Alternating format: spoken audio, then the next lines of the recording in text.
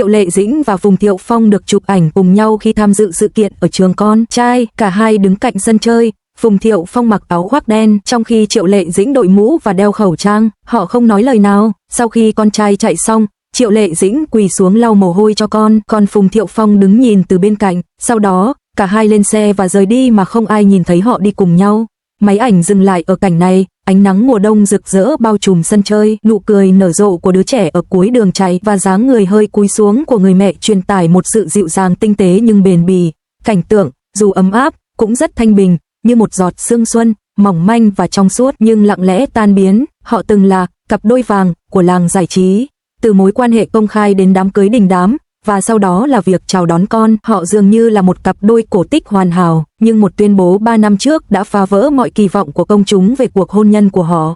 Sau khi chia tay vợ chồng, họ dường như trở thành hai đường thẳng song song, lặng lẽ bước tiếp trên con đường đời riêng, nhưng sự xuất hiện cùng nhau hôm nay dù không lời cũng đủ ấm áp. Mối quan hệ khó quản lý nhất giữa người lớn là mối quan hệ mà tình yêu không phai nhạt nhưng vai trò đã thay đổi. Thông báo không hề nhắc đến đứa con, nhưng cảnh tượng hôm nay lại khẳng định chắc chắn tình yêu không hề suy giảm. Dành cho con trai họ, có 3 loại mối quan hệ trong cuộc sống đang tiếp diễn, hoàn toàn chấm dứt và mơ hồ. Rõ ràng họ đang khám phá loại cuối cùng. Trên sân chơi trường học, đường chạy màu đỏ trắng rực rỡ làm nổi bật khung cảnh, nhưng họ lại nổi bật như những nhân vật kín đáo giữa đám đông. Một người điềm tĩnh, người kia che chở, không bị gán mác. Họ dường như đang sống cuộc sống riêng của mình, một số người nói, nhưng thực sự chỉ có chính họ mới hiểu hết được. Sau ly hôn, cả hai đều tiếp tục gặt hái thành công trong sự nghiệp. Triệu Lệ Dĩnh đã lột xác từ một nữ chính ngọt ngào trong phim cổ trang thành một người phụ nữ thực tế, điềm tĩnh và kiên cường, giàu lòng trắc ẩn trên phim trường. Phùng Thiệu Phong tiếp tục hoạt động giữa phim nghệ thuật và màn ảnh rộng. Khởi đầu mới của họ giống như hai dòng suối phân nhánh, cuối cùng chảy theo những hướng khác nhau, nhưng sự giao thoa ngày hôm nay nói với thế giới, một số cảm xúc có thể đã phai nhạt nhưng chúng vẫn kiên định, không có những tiếng reo hò cuồng nhiệt, không có những ánh nhìn lạnh lùng, chỉ có sự thấu hiểu thầm lặng của tình phụ tử, đảm bảo sự ổn định cho đứa trẻ. Một đứa trẻ đang chạy có thể cảm nhận được gì, không xa vạch đích, một sự hỗ trợ thầm lặng đang dần hé lộ. Một người ngồi xổm, một người đứng, một người di chuyển, một người đứng yên. Họ dùng những hành động đơn giản nhất để viết nên ý nghĩa của một cây cầu. So với những tranh cãi và sự thiếu suy nghĩ, việc cho phép nhau bước xuống trong tình yêu thương là một hình thức viên mãn ấm áp hơn.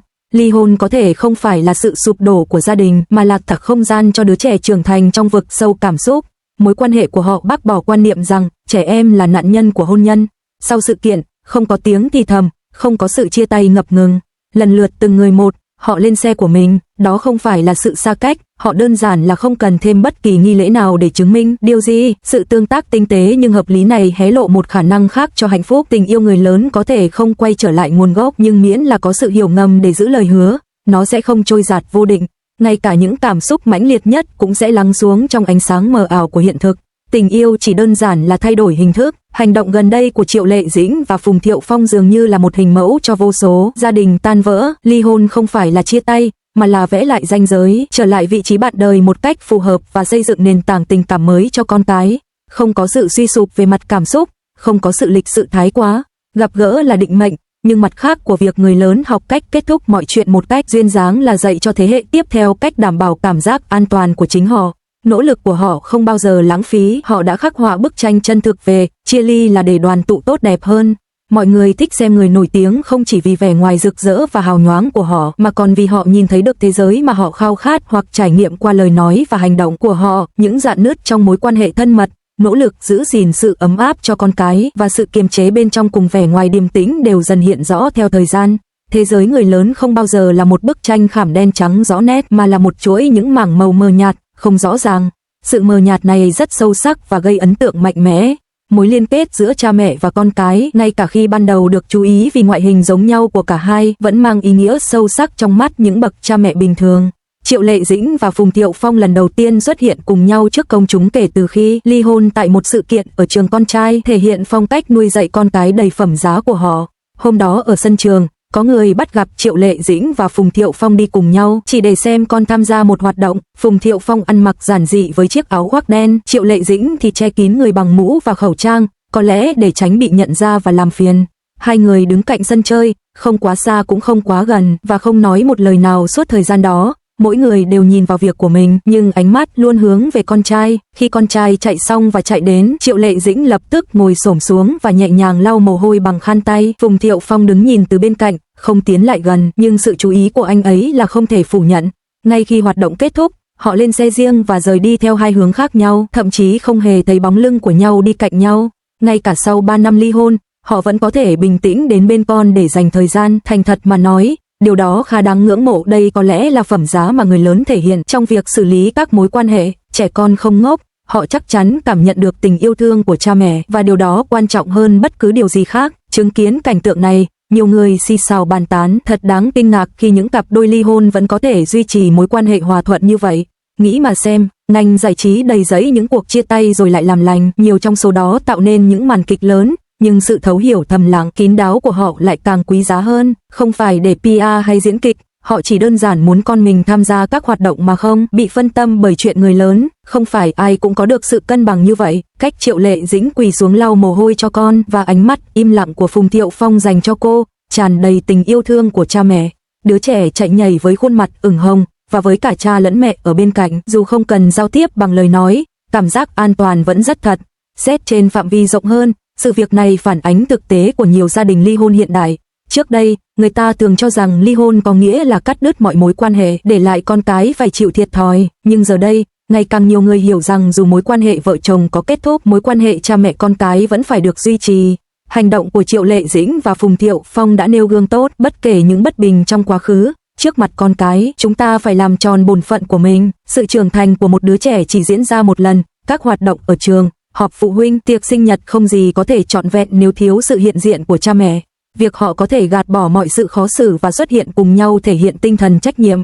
Tôi đã thấy nhiều bình luận trên mạng ca ngợi phẩm giá của họ, một từ rất quý giá ngày nay, hàm ý sự tôn trọng, kiềm chế và tình yêu thương sâu sắc dành cho con cái. Từ góc nhìn của một đứa trẻ, cảm giác chắc chắn là khác. Nỗi sợ lớn nhất khi cha mẹ ly hôn là đứa trẻ cảm thấy bị bỏ rơi hoặc bị ép phải chọn phe.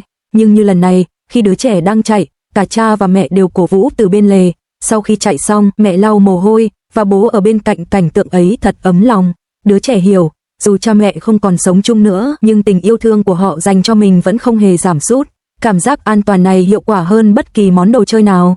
Tâm lý học thường nói rằng mối quan hệ hòa thuận giữa cha mẹ rất cần thiết cho sức khỏe tinh thần của trẻ. Trường hợp của Triệu Lệ Dĩnh và Phùng Thiệu Phong thực sự là một nghiên cứu điển hình, không cãi vã, không lạnh nhạt, chỉ là một khoảnh khắc bình thường bên nhau, nhưng biết bao sự điều chỉnh bản thân và sự thấu hiểu ngầm đã được đầu tư vào đó.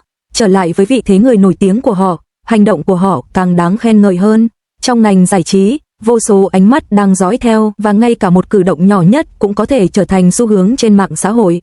Thế nhưng, ăn mặc giản dị, cư xử kín đáo, thậm chí tránh giao tiếp, rõ ràng là không muốn làm ầm ĩ. Sự kiềm chế này cho thấy sự chân thành của họ. Họ không cố gắng thu hút sự chú ý, mà chỉ đơn giản là muốn dành thời gian cho con cái. Một số cặp vợ chồng ly hôn hiện nay liên tục sử dụng con cái làm chủ đề để PR, tạo ra những màn kịch không hồi kết và gây áp lực rất lớn lên con cái. Trái lại, tình bạn thầm lặng của Triệu Lệ Dĩnh và Phùng Thiệu Phong là một làn gió mới.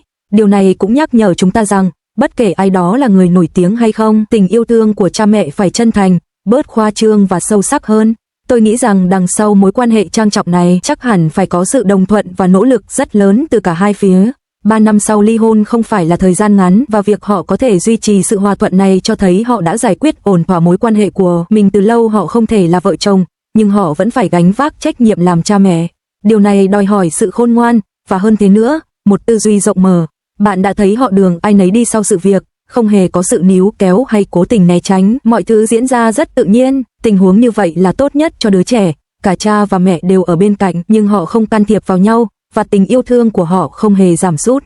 Xã hội đôi khi có định kiến đối với các gia đình ly hôn, cho rằng trẻ em chắc chắn sẽ bị ảnh hưởng, nhưng nếu tất cả họ đều có thể xử lý mọi việc như thế này, trẻ em có thể học cách đối phó với các mối quan hệ phức tạp và trưởng thành mạnh mẽ hơn.